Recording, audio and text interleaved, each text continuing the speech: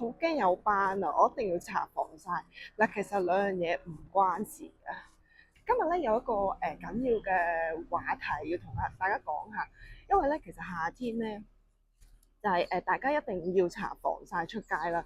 但係咧有啲客咧好時問我咧，喂，我好驚有斑啊，我一定要搽防曬。嗱，其實兩樣嘢唔關事嘅。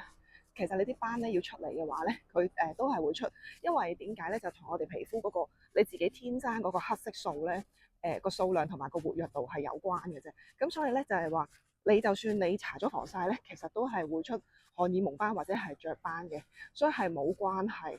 咁啊防曬其實主要幫助咧就係乜嘢咧？就係個唔會話咁老化嘅啫，因為紫外線係令到我哋肌膚老化，咁同埋係會曬傷嘅啫。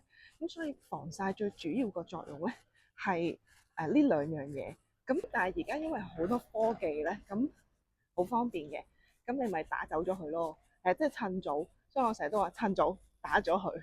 遲啲同大家講下打光子啊。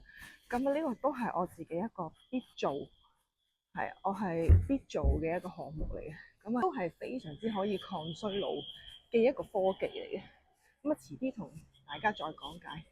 咁啊我而家差唔多我要上車啦。咁啊遲啲再見啦，拜拜。